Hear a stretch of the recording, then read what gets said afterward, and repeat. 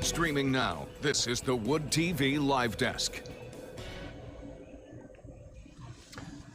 Severe weather on the way, ladies and gentlemen. We'll dive right in here. I'm News 8 digital anchor Luke Laster here from the Wood TV Live Desk. Joining me, Ellen Baca. Ellen, let's take a quick look at the radar here to kick things off. Not a lot going on, but what are we looking at? Yeah, not a lot right now at all. And this is going to be a fast-moving system that rolls through with the cold front dragging through Wednesday morning. So until we get to Wednesday morning, we're not really going to be seeing too much in the way of impacts. The biggest thing that you'll notice today is that we've seen increasing clouds and it's gotten steadily windier. As we go overnight tonight, we'll likely start to see some wind gusts in the 30-mile-per-hour range, but it's Wednesday that our winter storm warning takes effect, and it lasts all the way through Thursday morning. This is going to be for lake effect snow, blowing snow, very cold wind chills, and with the blowing snow, some wind gusts of 35 to even 45 miles per hour. And then we got some graphics here for you folks as well. Let's hit these.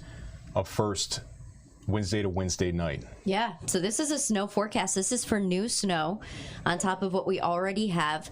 Notice some locations will only see 1 inch. I think it's human instinct to suddenly go to that 8-inch bullseye and go, oh my goodness. But keep in mind, first and foremost, some will only see 1 inch of snow out of this system. However, if you live in Ottawa County, Kent County, Muskegon, Oceana, Newaygo, very good chance you'll at least see 4 inches of snow. And where those lake effect snow bands are consistent, we'll likely see as much as 8 inches of snow. There is a chance that we could have a nice little bullseye of 8-inch plus, which is close to a foot of fresh powder. Oh, yeah. And so we're thinking that the most likely bullseye for that is going to be northern Newaygo into Oceana County. But keep in mind, because it's going to be windy, people that live right on Lake Michigan are probably going to be at a lower end in terms of snowfall totals. And the higher end will actually be pushed inland a good 5 to 10 miles because it's so windy. Sometimes we forget about that, you know. And folks, we are going to take a few of your questions here as well. At 4, we have Blake Harms. I'm seeing a lot of questions roll in about school closings. Yeah. Blake Harms is going to be joining me here at 4 o'clock. Ellen's got about 10 minutes before she's got to head back up and track some more severe weather for you. But we are going to take a few questions and go through the remainder of these graphics here over the next 10 minutes. Ellen, let's start with Heather here. We're going to kind of just fade them in as well as the graphics. When will the highest wind be? I have to work in Zeeland. This one from Heather. Okay, so this is a great question. I think that the highest wind is going to start Wednesday morning when the cold front starts to sweep through. So timing on that is going to be close to about 7 a.m. and then it will probably continue on through about 3 p.m. on Wednesday. It's been really interesting with this system. The wind amounts have been very inconsistent model to model. So sometimes when we have a wind event, it's like very clear, like, oh, 4 p.m. is when it's going to be windiest. This one is not as big of a slam dunk with when we'll see the peak winds. I would say that the best chance of seeing 45-mile-per-hour winds is going to start on Wednesday morning, close to sunrise, though. And that's also when the lake effect snow really starts to get moving and going. So because of that, we could see some really low visibilities at times for spots like Zeeland. You might be in one of those situations, Heather, where the snow band isn't set up right over you. That would be great because that will help with visibility. I think locals here definitely know what it's like to drive through snow bands. At sometimes you've got like 10 miles of visibility and then you run into a band and it's like down to 0.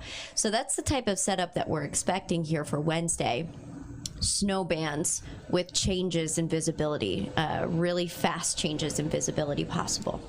Heather, thank you. Going to go ahead and unpublish that one. Let's hop over to our next graphic here, Ellen. This is our wind gust forecast. Can't talk that snow without the wind here. Yeah, so we're going to be seeing not just falling snow, but also blowing snow. So that's one of the reasons why the visibility is expected to be lower in spots, especially for those counties that are under a winter storm warning. And those are wind gusts of 25 to even 35 miles per hour expected. And I wouldn't be surprised if we saw some wind gusts close to the lakeshore near 45 miles per hour. So it's going to be a windy day tomorrow. That's also going to make it feel quite cold. Wind chills are going to be dropping down below 0. I think more often than not, our wind gusts are going to be in the 35 mile per hour range, though.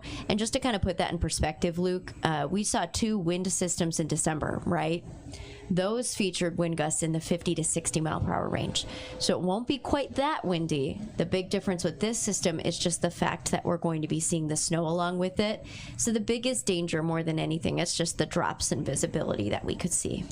Here's one I think that's important to mention as well. This one from Ryan and Brandy. Any potential ice? Great question. No, not much ice with this.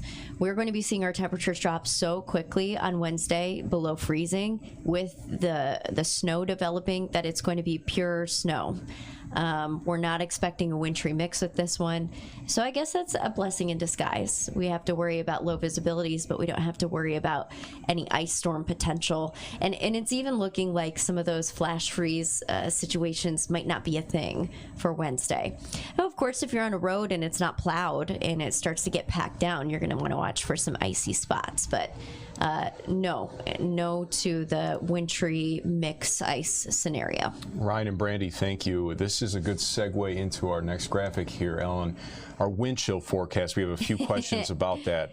Let's put up Amanda's while we get that question answered. What will be wind chills? Okay, Burr, either side of 0 is going to be Wednesday. We've had some experience the last few days of single-digit wind chills, but Wednesday is going to feature several time frames when the wind is blowing where we're going to drop to about 5 degrees below 0. That's still a pretty long duration for things like frostbite, but it doesn't feel good.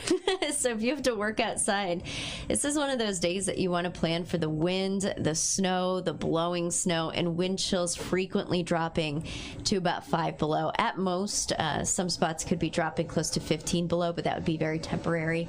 I think more often than not, we're going to be between the +5 to -5 criteria. Amanda, thank you. Let's hop over to unpublish that one. Our Storm Track Live winter alerts. Okay, so this is basically the summary. This is who is going to see the worst of it. If you are in the pink, you're probably going to have worse conditions compared to everyone else. So this goes for Holland and Allegan. This goes for Saugatuck and Grand Haven, Coopersville, Hudsonville, Zeeland, Sparta, Grand Rapids, all the way through north through Spring Lake, Muskegon, Norton Shores, Leadington, White Cloud, Newaygo, Fremont. Like, if you're in that pink, you're more likely than not going to at least see 4 inches of snow, blowing snow, low visibilities at times, and then the wind chills at 5 below to 5 above. If you're in the purple, that's a winter weather advisory. Lesser impacts. It's still going to be windy. It's still going to be cold. You just won't see as much snow. So the visibility issues won't be quite as bad, and you'll also not have to shovel as much. So that's Van Buren County, Kalamazoo, Calhoun, up through Berry County, Ionia County, Mount Calm. But keep in mind, this winter alert map is for Wednesday to Wednesday night. So we wrap this system up by Thursday morning. But the cold air loop is going to stick around on Thursday, and the wind is going to shift. We're going to see wind coming down a little bit more out of the north-northwest, like right down the lake. So on Thursday, we might see a fresh issuance of warnings for, I would guess, Allegan County, Van Buren, and Kalamazoo. And for Thursday, we could see some additional snowfall accumulations there. And folks, again, seeing a lot of questions about school closures, things like that, in literally minutes here. I'm going to have Blake Harms up here. He's going to be joining us to chat about those school closure predictions that he does so well. So let's hit a couple more here, Ellen, with just our last minute or two. This one from Joan. We're going to get real specific with a lot of specific areas in the chat. Let's talk Grand Rapids here. I see that's in the pink, worth noting. Yes, Grand Rapids is in the 4 to 8 inch range. So depending on where the snow band actually sets up for a longer period, you could be closer to the 6 to 8 inches. I think I would just say, Joan, plan on at least 4 inches of snow, and don't be surprised if you see 6 inches of snow for the Grand Rapids region, especially if you live on the west side. The further on the east side you get, the more likely it is you're going to be closer to the 4 inch range, or the lower end of that spectrum. But conditions are likely going to be worse for inland Ottawa County, inland Kent County towards western Kent County, and then inland Allegan County, kind of like the Wayland, Allegan, Plainwell type zones, I would say. All right, last one here. Let's hit, just pick this one off, North Muskegon area. Yep, North Muskegon. If you're close to Lake Michigan, like if you're literally on Lake Michigan, I'd plan on 3 to 4 inches of snow.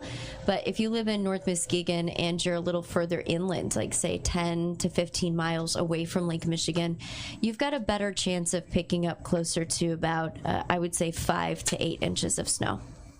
And Ellen, what do we have here? You know, obviously 5 and 6, and throughout the evening, you and Matt, and what are you guys going to be talking about? Yep, we're holding down the fort. We're going to be breaking this down even more so. And with our live broadcast, we're able to do a few more future casts, and we pick and choose which future casts to show. So we're going to show you the ones that we feel most confident in and we feel represent the upcoming forecast the best.